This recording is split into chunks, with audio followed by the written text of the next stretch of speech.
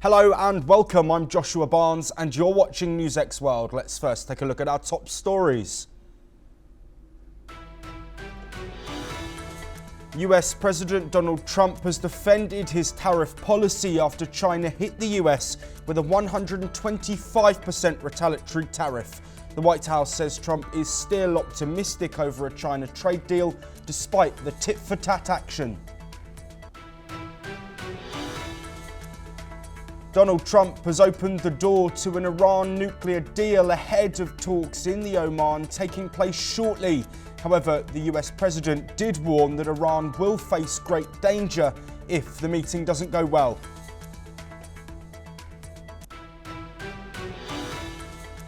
Meanwhile, President Trump has urged Vladimir Putin to get moving on a ceasefire in Ukraine as the Russian president meets with US envoy Steve Witkoff.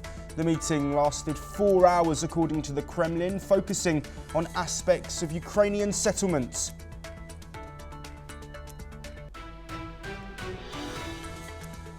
Yemen's Houthi rebels claim to have launched a new drone attack on the Israeli city of Tel Aviv. Israel says it has intercepted the attack as the Houthi rebels continue military action following Red Sea shipping attacks.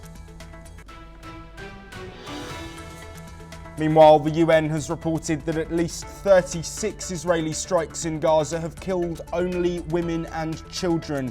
Israel renewed a military offensive in the enclave in March, with Hamas still holding more than 50 dead and alive hostages. A US immigration judge has ruled that Palestinian Columbia student Mahmoud Khalil can be deported.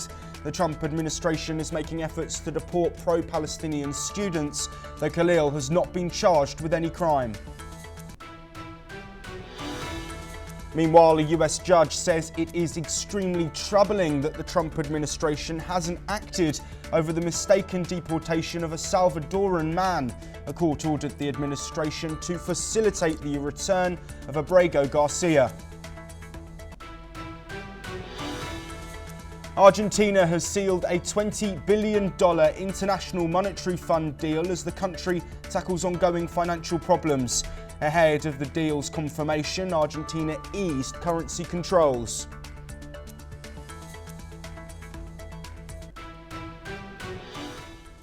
Tensions between the United States and China are continuing to heat up.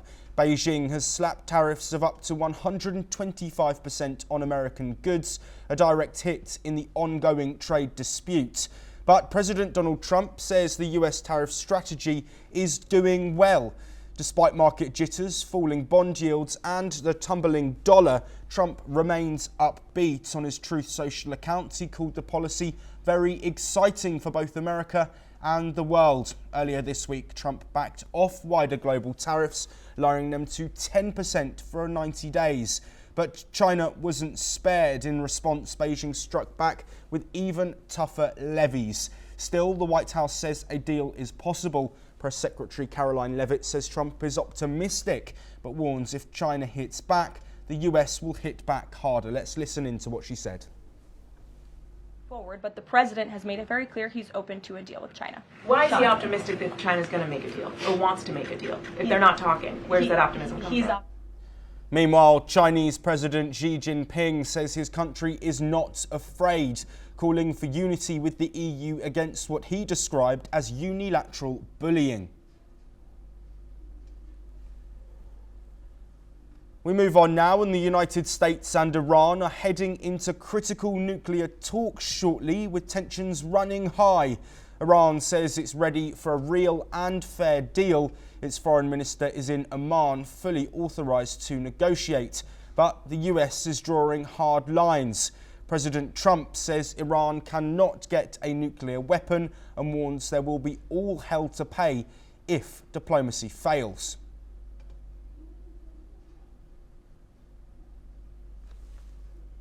Only that. I want them not to have a nuclear weapon. I want Iran to be a wonderful, great, happy country. But they can't have a nuclear weapon. And we're negotiating with them on Saturday. We have a big still, Trump says he believes in direct talks. His envoy Steve Witkoff will meet Iran's delegation today, with Oman's foreign minister playing the mediator. Witkoff hinted at some flexibility, saying the US is open to compromise, but not on weaponization. Well, I have spoken to both the president and also his national security team, who will be engaged in these discussions. These will be direct talks with you. Iran's supreme leader received a personal letter from Trump weeks ago calling for diplomacy, but with a veiled military warning. Trump has revived his maximum pressure strategy, aiming to choke Iran's oil exports. He says Iran now has a choice: make a deal or face serious consequences. Well, joining us to discuss these latest developments and upcoming talks is Karis Ria, a producer at the Epoch Times and fellow with the Middle East Forum, who's joining us from San Francisco. Karis, thank you ever so much for being with us.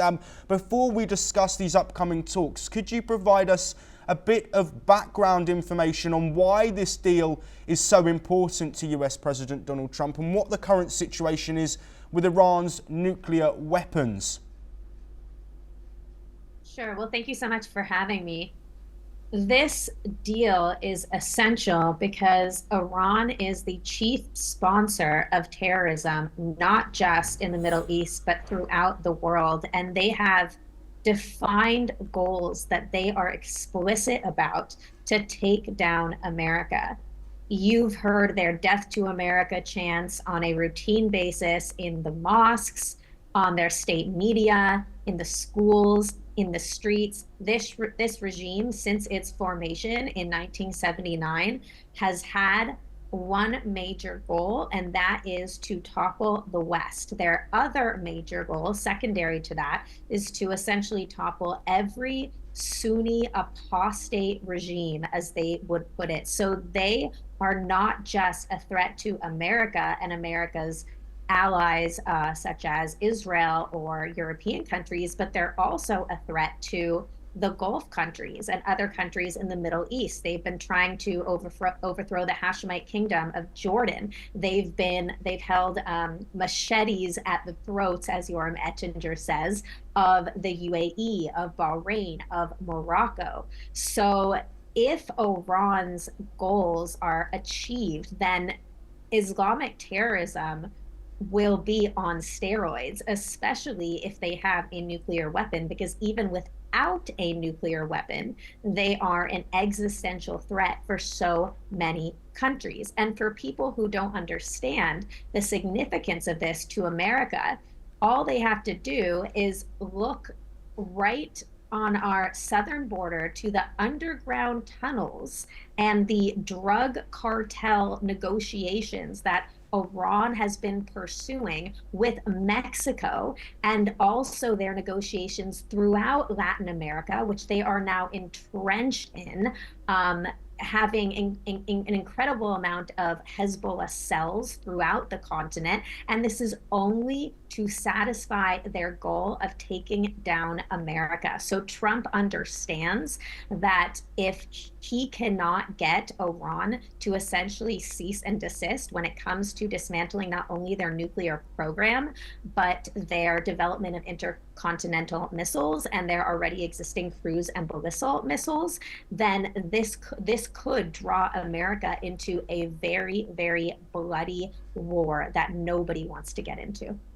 Yes, Karis, Donald Trump has threatened military action in Iran if the deal isn't agreed upon. While there is some uncertainty over whether Iran are looking to move forward directly following these talks in Oman, do you think Trump's stance of threatening violence but then opening the door has been effective? And do you think it will lead to a resolution sooner rather than later? I think it's been very effective, and we saw during his first administration that what brought Iran to its knees to begin with was this maximum pressure campaign of sanctions and Trump making threats and holding a very big stick. Iran is not a good faith actor like other Western nations. Iran is the same breed of negotiator as China or even as perhaps Turkey or maybe Qatar or maybe Venezuela. Okay, so we are talking about a regime that we can't simply trust, but we have to verify. And so Trump knows that them just making promises isn't going to work, that what they respond to is threats and is a strong America, because at home Iran isn't doing so good. Their economy is in shambles. The majority of their population, unlike in Arab countries where the Arab theocratic regimes are very supported by their people, in Iran this is not the case. The Persians overwhelmingly want regime change, and they will not be able to do that unless America is dangling the threat of that in front of Iran. Now, yes, Karis, fair, I'm really sorry to cut you off. We are running super short on time. So I just wanted to quickly ask you a question about these talks themselves. In your opinion, do you think a deal will be agreed following these talks in Oman? And if not, do you think Trump will truly follow through with his threat of military action?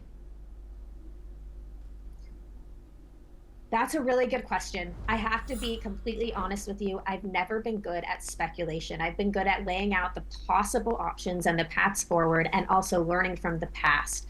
However, what I can say about these talks is that I think we all know that Trump means business. We can see how relentless he is striking the Houthis now in Yemen, and that is all for the benefit of Iran. Iran is running scared. They have removed their agents out of the country.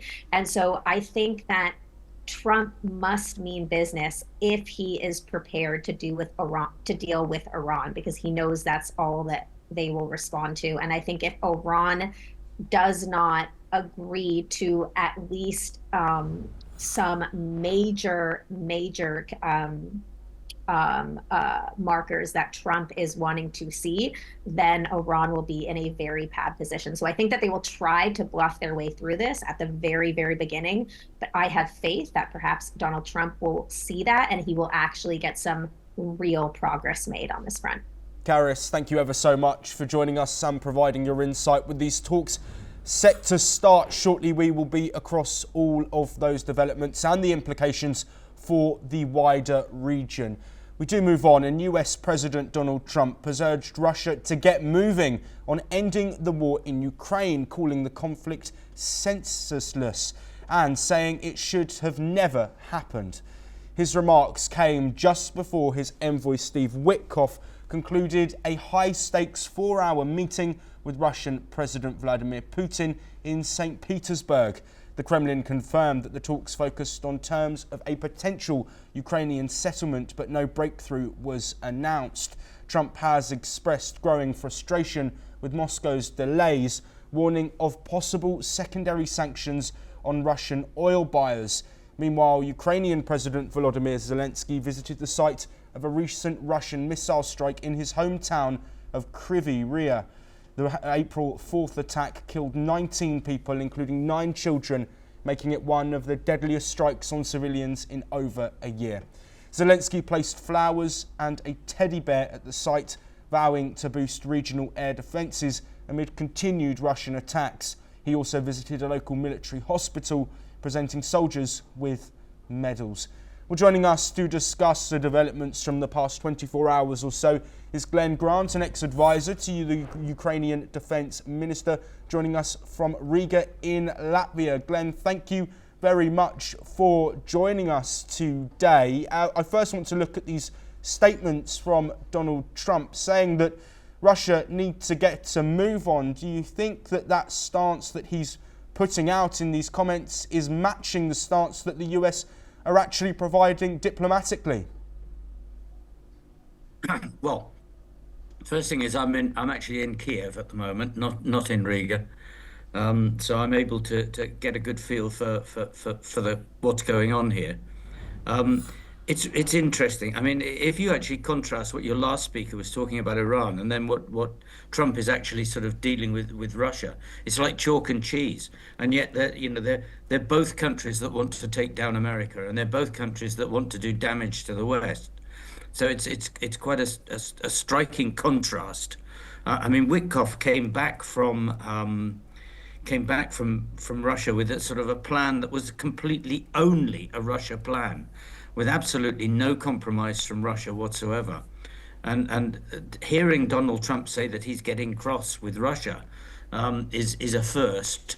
But I don't see any evidence that he's actually willing to do anything of any substance. I mean, secondary sanctions may damage them a bit, but I don't think it's going to stop Russia trying to keep the war going forward. And they're certainly not looking for peace in any way, shape, or form. Yes, Glenn, I would like to get your opinion on the meeting that's taken place between Steve Witkoff, the US envoy, and Vladimir Putin. What do you think about this meeting, and what do you think from a Ukrainian point of view in terms of these ongoing conversations between Russia and the US?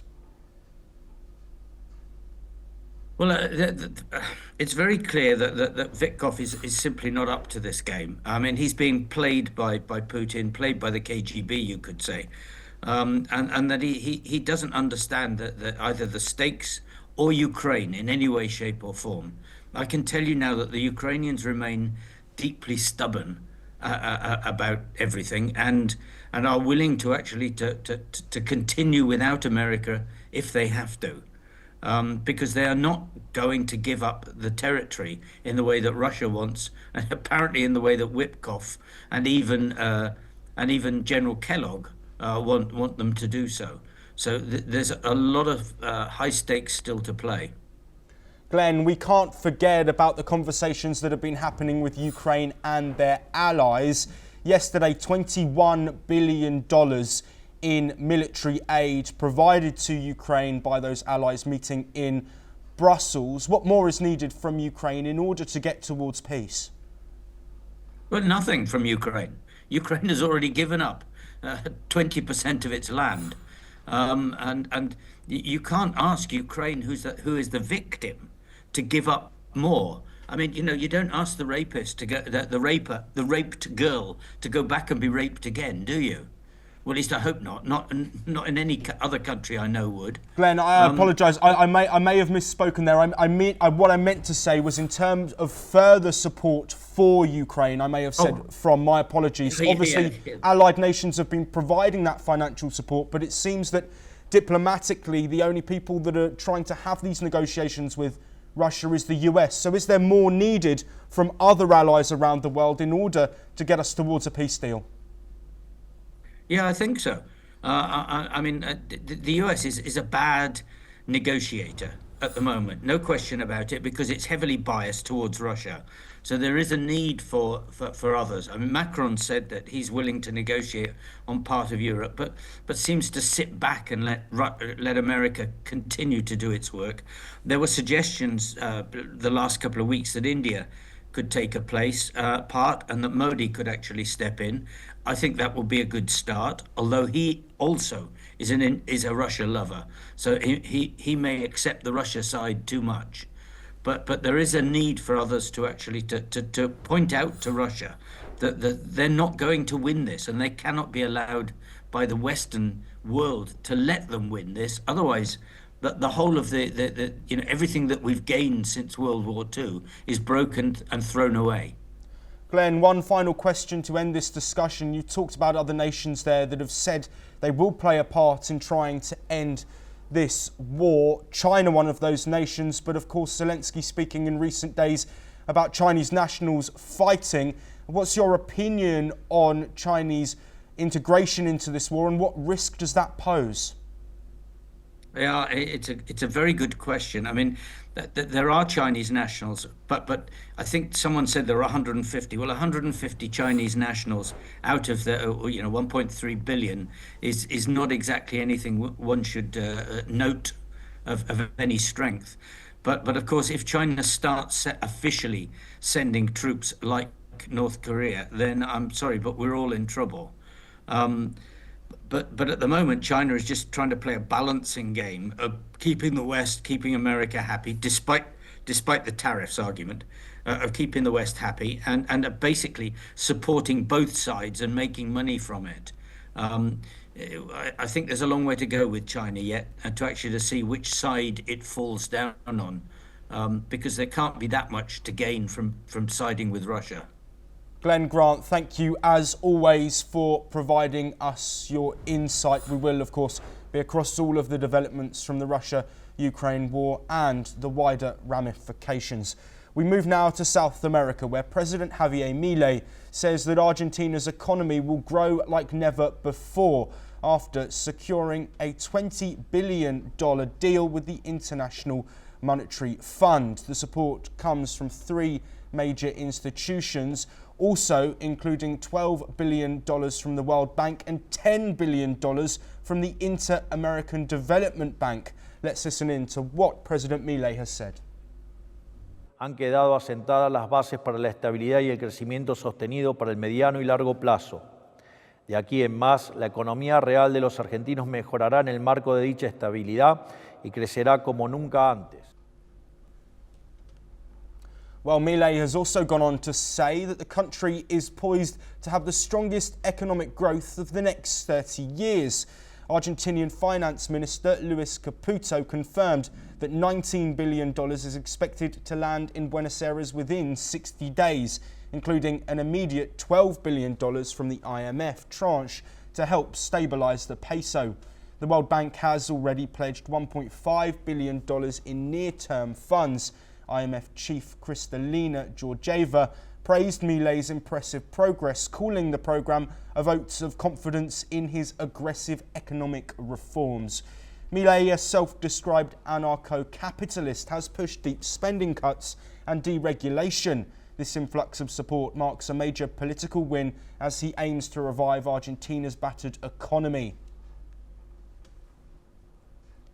Back to North America, and President Donald Trump is voicing strong support for the US dollar, calling it the world's currency of choice during a conversation with reporters aboard Air Force One on Friday evening.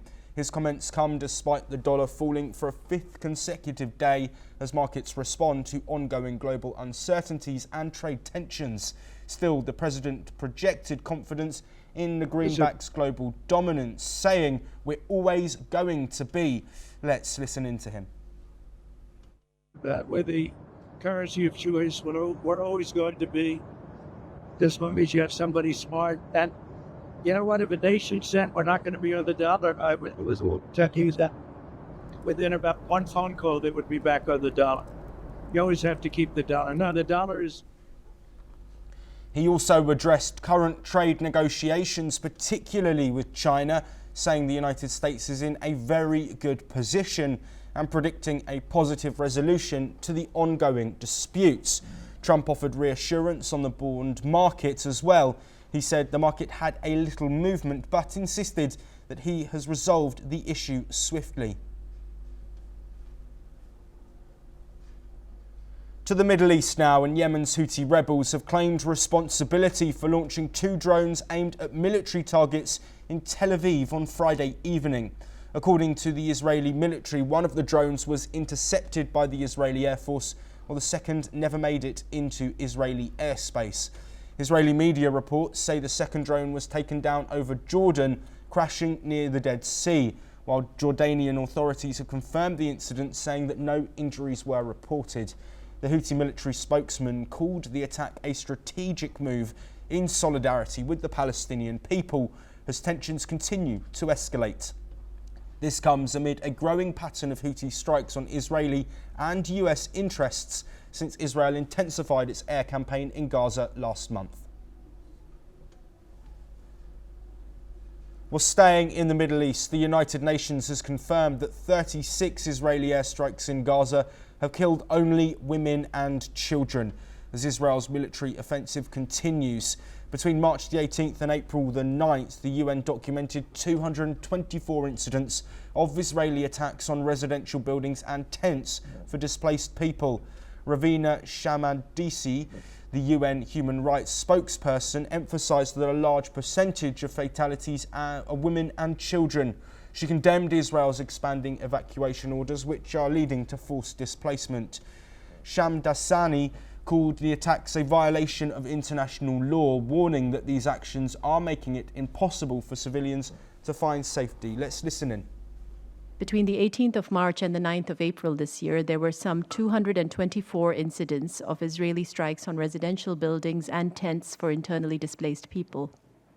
In some 36 strikes, about which we were able to corroborate information, the fatalities recorded were only women and children. Well, meanwhile, Red Cross chief Mirjana Spoljaric called Gaza hell on earth as the ongoing Israeli military assault continues to devastate the region. She highlighted the severe humanitarian crisis with civilians bearing the brunt of Israel's military operations.